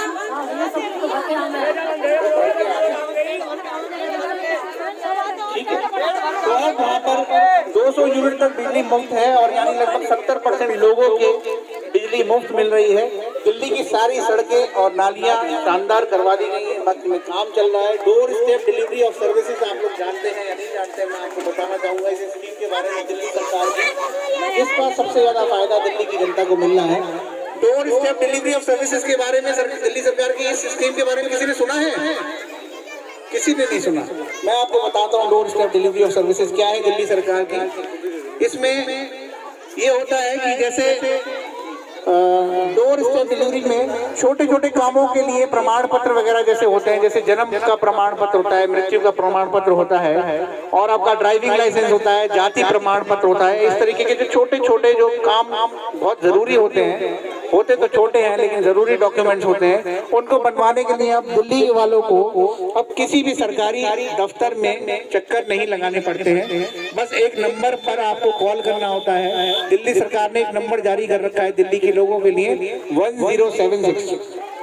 जब आप अपने मोबाइल से अपने फ़ोन से ये नंबर मिलाते हैं तो उधर से एक सरकारी आदमी आपका फ़ोन उठाता है और वो आपसे पूछता है कि आपको कौन सी सर्विस चाहिए। तो आप कहते हैं, सपोज मान लीजिए कि आपको जाति प्रमाण पत्र बनवाना है, तो आपको यहाँ अगर जाति प्रमाण पत्र बनवाना है तो उसके लिए आपको क्या करना पड़ेगा आपको पता है?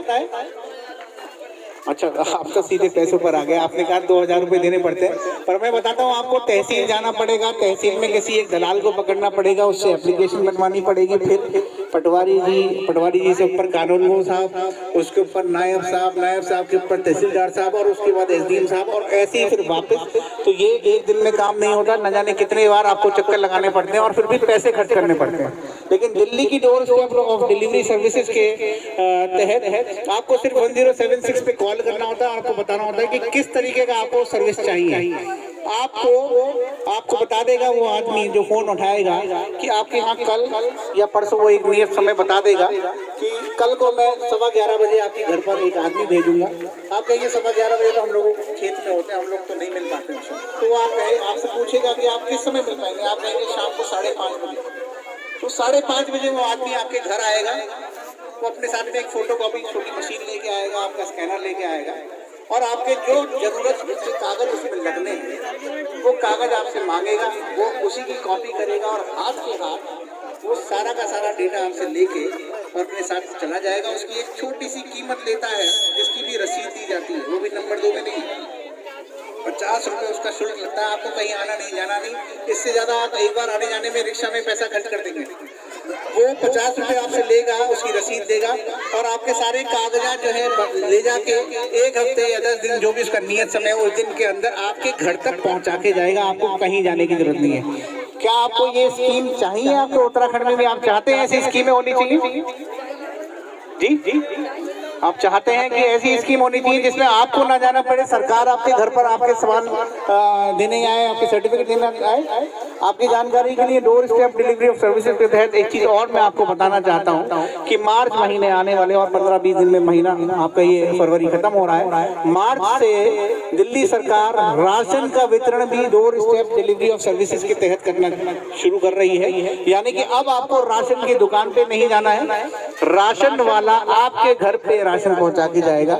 और जब आप उससे मुतमईन हो जाएंगे, आप उससे कंफर्म हो जाएंगे, आप उससे तसल्ली कर लेंगे कि हाँ ये राशन सही है, तभी वो उसका राशन का पैसा मानेगा। आपको जाने की जरूरत नहीं है, आपको घर के बच्चों को उस दुकान पे भेजने की जरूरत नहीं है कि देख के आओ जरा लाला की दुकान खुली कि नहीं खुली। आपके घर पर ration door step delivery of services के तहत आएगा। इस तरीके के ना जाने कितने और भी काम और भी स्कीमें दिल्ली की सरकार ने दिल्ली की जनता के लिए चला रखी हैं। उन सबको समझने और देखने के लिए हम आपको एक वीडियो दिखाएंगे। अभी आप लोग सब तैयार रहें और मैं चाहता हूं शांतिपूर्वक इस वीडियो को देखिएगा और मुझे उम्मीद है आपको समझ में आएगा कि दिल्ली सरकार दिल्ली की जनता के लिए क्या क्या काम कर रही है और हमारी सरकार भी कर सकती है। क्या हमारी सरकार कर रही है, नहीं कर रही है, प्रश्न आपके सामने है। अभी हम वीडियो चालू करने वाले हैं। आकाश मेरे साथी आकाश का रिमोट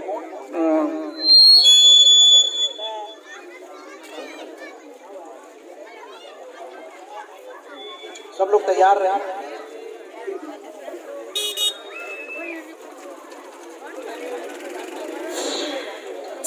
सरकार में फर्क होता है, सरकारों की नीयत में फर्क होता है और सरकार की नीयत का असर पड़ता है जनता पर। ये वही अंतर है जो दिल्ली और उत्तराखंड के बीच आज दिख रहा है। जहां दिल्ली हर दिन तरक्की की नई ऊंचाई छू रही है, उत्तराखंड की परेशानियां दिन ब दिन बढ़ रही है। पलायन का बढ़ता ग्राफ, बदहाल शिक्षा और स्वास्थ्य व्यवस्था, बेरोजगारी, बेकारी और महंगाई की मार और सरकार की ओर से कोई मदद नहीं। ये तस्वीर है उत्तराखंड की। वहीं दिल्ली में इस कठिन दौर में दिल्ली की केजरीवाल सरकार ने तरक्की की नई कहानी लिखी है। हर आदमी चाहता है कि उसके बच्चे को अच्छी से अच्छी शिक्षा मिले। गरीब आदमी पैसों की तंगी के कारण अपने बच्चों को सरकारी स्कूल में पढ़ाने पे मजबूर होता है। पहले दिल्ली में सरकारी स्कूलों का बहुत बुरा हाल था। आज दिल्ली के सरकारी स्कूल महंगे से महंगे कॉन्वेंट स्कूलों को भी चुनौती देते हैं। केवल 5 सालों में केजरीवाल जी ने दिल्ली के सरकारी स्कूलों की हालत बदल दी। ये देखिए दिल्ली के सरकारी स्कूल।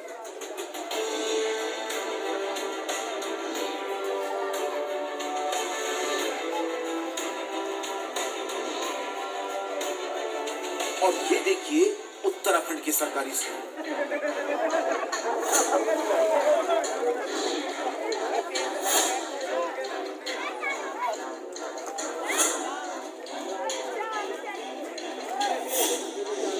उत्तराखंड में आज सरकारी स्कूलों का बहुत बुरा हाल है। जहां दिल्ली में केजरीवाल सरकार आए दिन नए स्कूल खोले जा रही है, वहीं त्रिवेंद्र रावत ने उत्तराखंड में 2500 से ज्यादा सरकारी स्कूल बंद कर दिए हैं। उत्तराखंड पहुंचकर जब मनीष सिसोदिया जी ने त्रिवेंद्र रावत की विधानसभा के सरकारी स्कूल का हाल देखा तो उन्हें भी अपनी आंखों पर विश्वास नहीं हुआ। उन्होंने सोचा, आखिर इतने बुरे हालातों में कोई बच्चा पढ़ाई कैसे कर पाएगा। प्रश्न उठता है कि अगर केजरीवाल सरकार 5 साल में सरकारी स्कूल इतने अच्छे कर सकती है तो त्रिवेंद्र सरकार ने क्यों नहीं किए। आखिर उत्तराखंड के लोगों का क्या कसूर, उत्तराखंड के लोग क्यों भुगते। इतना ही नहीं, केजरीवाल सरकार ने दिल्ली में प्राइवेट स्कूलों की फीस पर भी लगाम लगाई। अपने कार्यकाल में पिछले 6 साल में दिल्ली में केजरीवाल जी ने किसी प्राइवेट स्कूल को फीस नहीं बढ़ाने दी। और इधर उत्तराखंड में प्राइवेट स्कूलों की मनमानी और तानाशाही से जनता परेशान है। आए दिन उत्तराखंड के प्राइवेट स्कूल फीस बढ़ा देते हैं। इन्हें रोकने वाला कोई नहीं है। कौन रोकेगा इन्हें। आधे स्कूल तो नेताओं के हैं और बाकी स्कूल नेताओं के संरक्षण में है। अगर केजरीवाल सरकार 5 सालों में प्राइवेट स्कूलों पर लगाम लगा सकती है तो त्रिवेंद्र सरकार ने क्यों नहीं किया। उत्तराखंड के लोगों का क्या कसूर है, उत्तराखंड के लोग क्यों भुगते हैं।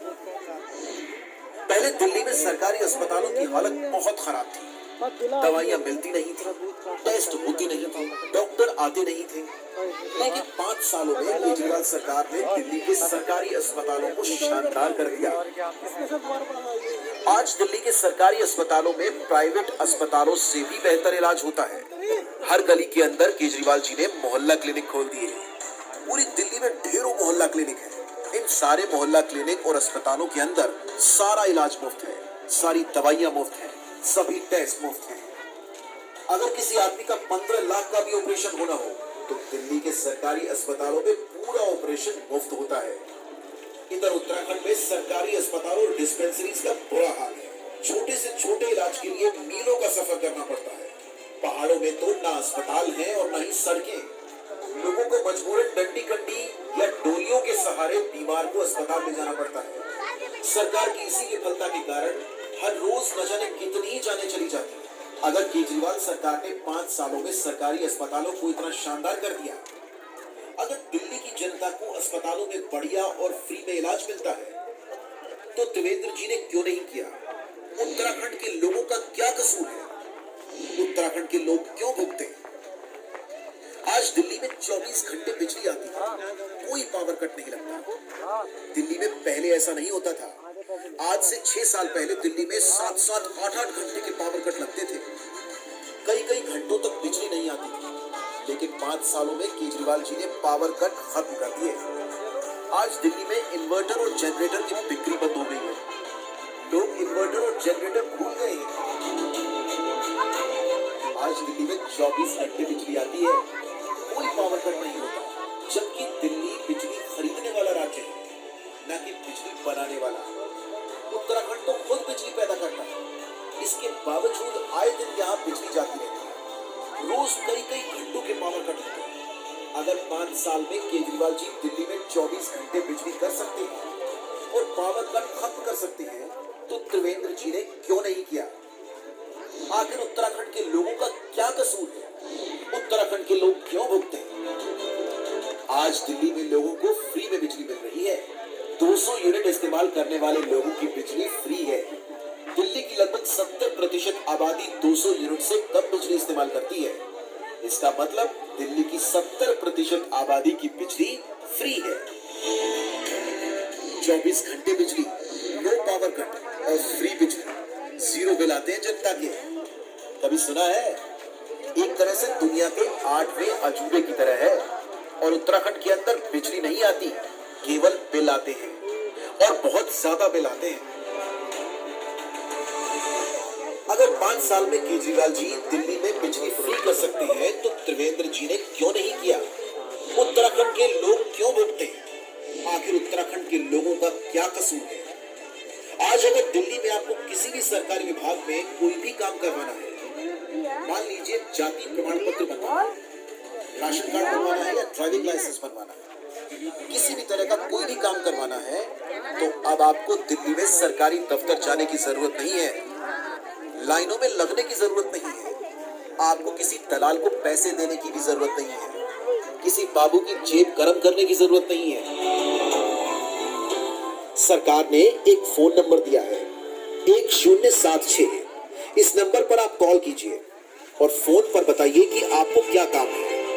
दिल्ली सरकार का कोई अफसर आपके घर आएगा और आपके घर आकर आपका सारा काम करके जाएगा। आपका राशन कार्ड आपके घर बना कर देकर जाएगा, आपका जाति प्रमाण पत्र आपके घर बना कर देकर जाएगा, वो अपने साथ फोटो स्टेट की मशीन लेकर आएगा, स्कैनर लेकर आएगा। आपको कहीं जाने की जरूरत नहीं है, लाइनों में लगने की जरूरत नहीं है, दफ्तर से छुट्टी लेने की जरूरत नहीं है।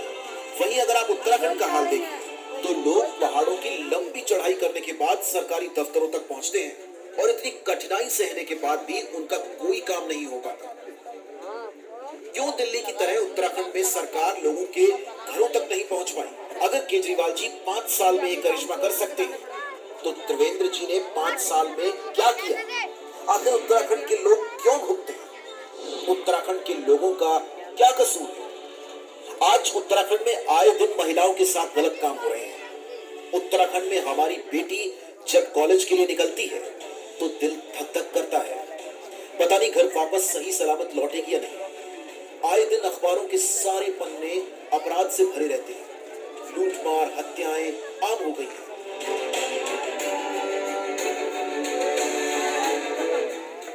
केजरीवाल जी ने दिल्ली के कोने कोने में हर जगह गली में सीसीटीवी कैमरे लगवा दिए हैं। आज दिल्ली में कोई भी अपराधी अपराध करने से पहले 100 बार सोचता है कि अपराध करूंगा तो पकड़ा जाऊंगा। जब से केजरीवाल जी ने सीसीटीवी कैमरे लगवाए हैं तब से दिल्ली में अपराध बहुत कम हो गए हैं। अगर केजरीवाल जी दिल्ली में अपराध कम कर सकते हैं तो त्रिवेंद्र जी क्या कर रहे हैं? आखिर उत्तराखंड के लोगों का क्या कसूर है? उत्तराखंड के लोग क्यों भुगते हैं? दिल्ली का रहने वाला कोई सैनिक बॉर्डर पर शहीद हो जाता है या दिल्ली पुलिस का कोई जवान अपनी ड्यूटी पर काम करते करते शहीद हो जाता है तो केजरीवाल जी उनके परिवार को 1 करोड़ रुपए की सम्मान राशि देते हैं। केजरीवाल जी उनका सम्मान करते हैं। केजरीवाल जी शहीदों का सम्मान करते हैं। उत्तराखंड वीरों की भूमि है। यहाँ रहने वाला हर व्यक्ति कट्टर देशभक्त है। अगर उत्तराखंड का कोई सैनिक बॉर्डर पर शहीद हो जाए या उत्तराखंड का कोई सिपाही अगर अपनी ड्यूटी पर शहीद हो जाए तो क्या उसके परिवार को 1 करोड़ रुपए की सम्मान राशि नहीं दी जानी चाहिए? अगर केजरीवाल जी ये कर सकते हैं तो त्रिवेंद्र जी क्यों नहीं कर सकते? उत्तराखंड में रोजगार का बहुत बुरा हाल है। रोजगार ना मिल पाने के कारण लोग अपना घर परिवार सब छोड़ने को मजबूर हो गए। गांव में बूढ़े माँ बाप अपने बच्चों से दूर अकेले रह रहे हैं और बच्चे रोजगार के लिए दूसरे राज्यों में दर दर की ठोकरें खा रहे हैं। दिल्ली में केजरीवाल सरकार अक्सर रोजगार मेला लगाती है जिसमें हजारों युवाओं को नौकरी मिलती है और लाखों पेट पाले जाते हैं। अगर केजरीवाल जी ये काम कर सकते हैं तो त्रिवेंद्र जी ने क्यों नहीं किया? आखिर उत्तराखंड के लोगों का क्या कसूर है? उत्तराखंड के लोग क्यों भुगते हैं? इतना ही नहीं, श्रवण कुमार की तरह केजरीवाल जी की दिल्ली सरकार ने दिल्ली के सभी बुजुर्गों के लिए तीर्थ यात्रा योजना भी शुरू की है। इस योजना के तहत बुजुर्गों को वैष्णो देवी, तिरुपति बालाजी, द्वारकाधीश जैसे विभिन्न तीर्थ स्थलों की यात्रा कराई जाती है। केजरीवाल सरकार इन सभी बुजुर्गों के लिए एसी ट्रेन से लेकर फर्स्ट क्लास होटल और शानदार खाने का इंतजाम भी करती है। कहते हैं कि अपने बड़े बुजुर्गों को तीर्थ यात्रा कराना बड़े पुण्य का काम होता है। केजरीवाल सरकार की इस योजना का पुण्य सारी दिल्ली को लगा है। 20 सालों में हम उत्तराखंड वालों ने हर पार्टी को मौका दिया, पर सबने अपने घर भरने के सिवाय कुछ नहीं किया। उन सभी पार्टियों ने उत्तराखंड के लोगों को धोखा दिया। आज से 6 साल पहले दिल्ली के लोगों ने अपनी तकदीर बदली थी। दिल्ली के लोगों ने सारी पार्टियों, सारे नेताओं को लात मारकर आम आदमी पार्टी को अपना वोट दिया। एक ईमानदार पार्टी को वोट दिया, एक ऐसी पार्टी को वोट दिया जिसमें कट्टर देशभक्त हैं। एक ईमानदार इंसान को वोट दिया, केजरीवाल जी को जिताया, और आज उसका फायदा दिल्ली के लोगों को मिल रहा है। दिल्ली में जो विकास हो रहा है वो अभूतपूर्व है। पूरी दुनिया में उसकी चर्चा है। स्कूल, अस्पताल, बिजली, पानी, हम उत्तराखंड वालों के पास भी मौका है।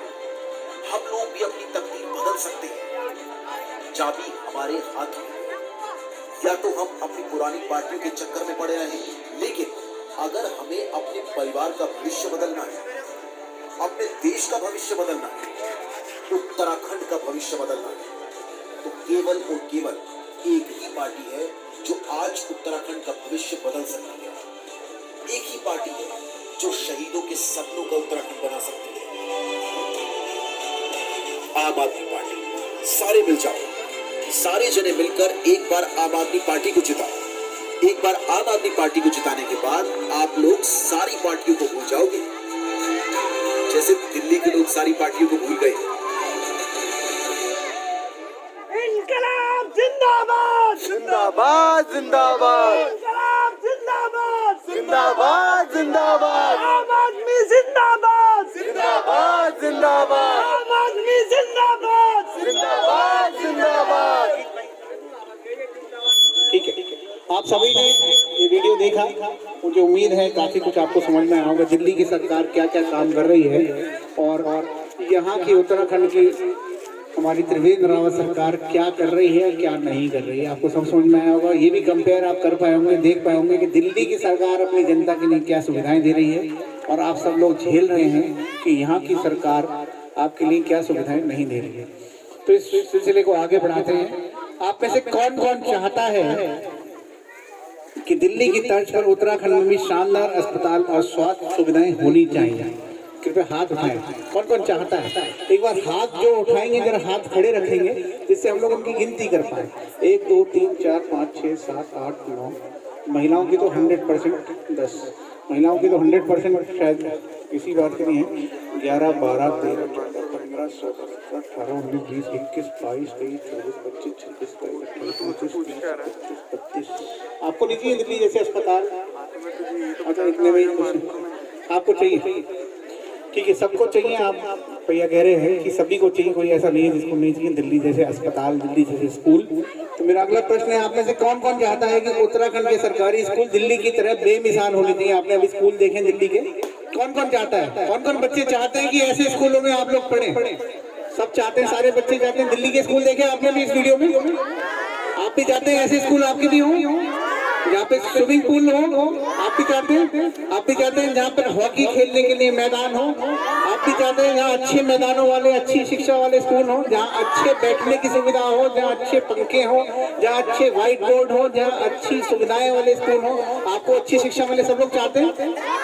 आप भी माताएं, आप भी चाहती हैं कि आपके बच्चे अच्छे स्कूलों में चले, दिल्ली जैसे बेमिसाल स्कूलों में पढ़े? पीछे साथी खड़े, आप लोग भी चाहते हैं कि यहाँ पर ऐसे स्कूल होने चाहिए? सब लोग, आप लोग चाहते हैं? तो यानी पूरा मानपुर में मान सकता हूँ कि जैसे चावल के भिगोने में 2 चावल निकाल के पता चल जाए पकता है नहीं पका है, तो आप लोग चाहते हैं, यानी पूरा मानपुर चाहता है दिल्ली जैसे बेमिसाल स्कूल यहाँ पर भी होने चाहिए। बहुत बहुत धन्यवाद। अच्छा, आप में से कौन कौन चाहता है कि उत्तराखंड के हर युवा के पास रोजगार होना चाहिए? युवा खास तौर पर इस पे हाथ उठा के खड़ा करें। जो युवा चाहते हैं कि हर युवा के पास रोजगार होना चाहिए। माताओं के भी बच्चे होंगे और बच्चे ऐसे होंगे जो कहीं ना कहीं रोजगार के लिए आ रहे होंगे। आप सब चाहते हैं रोजगार के अवसर होने चाहिए? सब लोग चाहते हैं?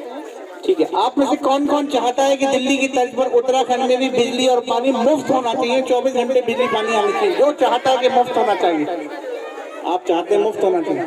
आप क्यों चाहते हैं? 24,000 का बिल आ गया, मीटर उतार के ले गया, अब बिजली नहीं है आपके घर में? अच्छा, है ही नहीं। 24,000 का बिल आ गया। सब लोग चाहते हैं कि बिजली और पानी फ्री हो और 24 घंटे आए, सब चाहते हैं।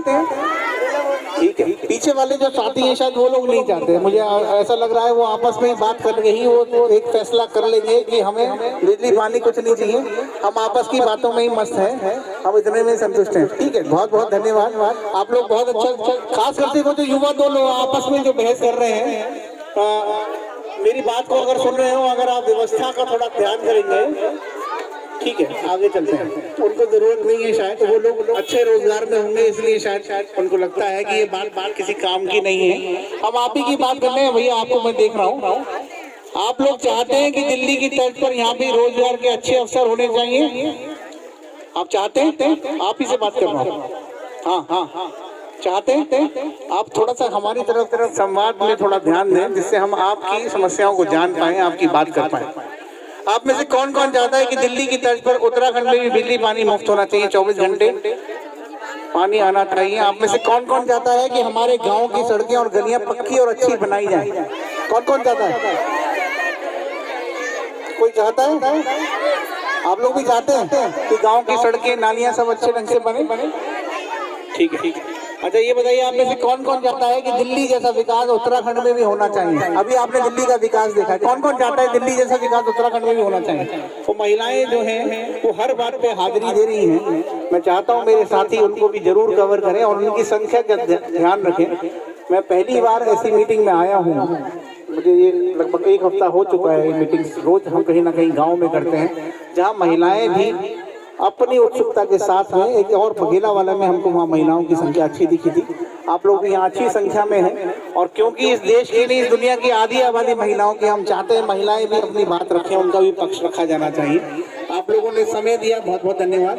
और आप इस बात को भी चाहती हैं कि उत्तराखंड का विकास भी दिल्ली की तर्ज पर होना चाहिए, बहुत बहुत धन्यवाद। अच्छा, ये बताइए, अब मैं एक और प्रश्न आपसे पूछ रहा हूँ, प्रश्न का फिर से सिलसिला चालू। ये बताइए कि झाड़ू किस पार्टी का चुनाव निशान है? कोई बताएगा? झाड़ू किस पार्टी का चुनाव निशान है? कौन सी पार्टी का? कौन सी पार्टी का चुनाव निशान है झाड़ू? इधर महिलाएं बता पाएंगी? हाँ, देखो माइक कहाँ है तुम्हारा? कौन सी पार्टी का चुनाव निशान झाड़ू है? थोड़ा जोर से बोल पाएंगे? केजरीवाल जी की पार्टी का चुनाव निशान क्या है? झाड़ू। उधर महिलाएं भी बता पाएंगी झाड़ू किस पार्टी का चुनाव? झाड़ू कौन सी पार्टी का निशान है? आम आदमी पार्टी का चुनाव निशान क्या है? झाड़ू। पीछे कुछ बता पाएंगे आप लोग कि आम आदमी पार्टी का चुनाव निशान? आम आदमी पार्टी का चुनाव निशान क्या है? आप जानते हैं आम आदमी पार्टी का चुनाव निशान क्या है? सबको पता है आम आदमी पार्टी का चुनाव निशान क्या है? एक साथ बता पाएंगे? एक साथ बताइए। आम आदमी पार्टी का चुनाव निशान क्या है? क्या चुनाव निशान है? बहुत बढ़िया। अभी आप लोगों को याद हो गया है कि हमारी पार्टी का चुनाव निशान झाड़ू है। आप सब जानते हैं कि झाड़ू किस पार्टी का चुनाव निशान है? मैं उल्टा पूछ रहा हूँ, किस पार्टी का चुनाव निशान झाड़ू है? आम आदमी पार्टी की, ठीक है ना? ठीक है, हम आगे बढ़ते हैं। जो लोग चाहते हैं कि दिल्ली जैसा विकास उत्तराखंड में भी होना चाहिए, आप सभी के पास फोन होंगे। मैं चाहता हूं आप सब अपना फोन बाहर निकाल लें, स्क्रीन ऑन करके ऊपर को करके दिखाएं, जिससे हम गिनती कर पाएंगे कितने लोगों के पास फोन है। हाँ, ऐसी ऑन करके आपकी तरह बिल्कुल ऐसी स्क्रीन ऑन कर लीजिए, जिससे गिनती कर लें। मोबाइल किसके पास है? मोबाइल फोन है, अपने स्क्रीन ऑन करके ऊपर कर लें, गिनती करनी है हमको। 1 2 फोन ऊपर करे रखें। 1 2 3 4 5 6 7 पीछे 8। आपके पास एक ही फोन है इतने लोगों में? फोन निकाल के बाहर ऊपर करिए। 9 10 11 11। ठीक है, अभी आप लोगों ने जिनके पास फोन है, जिन्होंने मुझे गिनती कराई है, 11 फोन यहाँ पर बताए गए हैं। एक बार भाई साहब ने भी अपना फोन निकाल लिया है जी। जिनके फोन है आप बाहर निकाल लें और उसको ऊपर करके दिखाएं। आपने मुझे 12 फोन दिखाए हैं और मैं चाहता हूं अगर और किसी का रह गया हो तो एक बार फिर से, एक बार हम फिर से गिनती कर सकते हैं। एक बार फिर से ऊपर करिएगा। एक फोन बढ़ गया, 1 2 3 4 5 6 7 8 9 10 11 12 13। ठीक है, उतना ही फोन है। तो अब आप एक काम करिए कि अपने फोन से एक नंबर मिलाइए, एक नंबर मिलाइए। मैं नंबर बोलूंगा, जैसे मैं अगर 1 बोलूंगा तो आप अपने फोन से 1 दबाएंगे और 1 मुंह से बोलेंगे, जिससे पता चल जाए आप गलत नंबर नहीं मिला रहे। मैं नंबर मिलाऊंगा, आप मेरे पीछे अपना नंबर दबा के और वो नंबर बोलेंगे। सब लोग तैयार हैं? तो सब लोग तैयार हैं, एक बार हाथ खड़ा करेंगे। ठीक है, अब थोड़ा शांति से ध्यान करिएगा। मैं नंबर बोलना शुरू कर रहा हूँ, सब लोग एक नंबर मिलाएंगे। 7 7। जब आप नंबर मिलाएं तो उसके पीछे वो नंबर बोलेंगे। आपने 7 मिलाया तो 7 बोला 7। ठीक है, सबने 7 मिला लिया। आप दूसरा नंबर बोलना 6 6 6 6 9 9 0 0 0 0 7 7 6 6 9 9। सब लोग देखिए अपने मोबाइल में 10 नंबर पूरे हो गए आपके। मैं फिर से वो नंबर एक बार फिर से रिपीट कर रहा हूँ, आप चेक कर लीजिए। नंबर है 7 6 6 9 0 0 7 6 6 9। सबने मिला लिया है ना? इस पे घंटी दे दिए, घंटी मारिए, मिलाइए फोन। हाँ, मैं फिर से बोल देता हूँ, कोई बात नहीं। आपको एक बार और पूछना है तो 7 6 6 9 0 0 7 6 6 9। कट गया ना? यस यस, जिन आप लोगों ने मिलाया है फोन कट गया, मिल गया। एक बार फिर से बोल रहा हूँ, 7 6 6 9 0 0 7 6 6 9। मिलाइए, मिलाओ मिलाओ मिलाओ मिलाओ। नेट खोलो,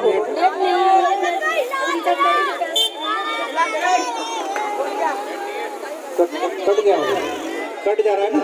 एक देखो मैसेज आया होगा आपके पास, सब लोग चेक करिए। आपने जिसने भी फोन मिलाया एक मैसेज आया होगा, 100% आएगा। 2 मिनट में आएगा। यहाँ बलबीर भाई हैं और मलकीत भाई हैं। मैं चाहता हूँ एक बार मलकीत भाई मेरे पास आ जाएं। किधर है मलकीत भाई? मलकीत भाई इधर आ जाइए। आप मलकीत भाई हैं, आप यहीं आपके ही गांव से, आप सब लोग जानते हैं इनको सब लोग जानते हैं? तो सब लोग जानते हैं, एक बार हाथ खड़ा करेंगे जो मलकीत भाई को जानते हैं। सब लोग जानते हैं, पीछे वाले लोग शायद मलकीत भाई बात तो वही कर रहे थे और मुझे लगता है वो ही मलकीत भाई को नहीं जानते। आप लोग नहीं जानते मलकीत भाई को? तो हाथ खड़ा करेंगे। ठीक है, तो मलकीत भाई आपकी ये जिम्मेदारी है। कुछ साथियों के पास मैं ये देख रहा हूँ कि किसी के पास छोटे फोन है, उनके पास इंटरनेट नहीं होगा। आप उन सबके नंबर नोट कर लीजिए, हमें उनका डेटा चाहिए।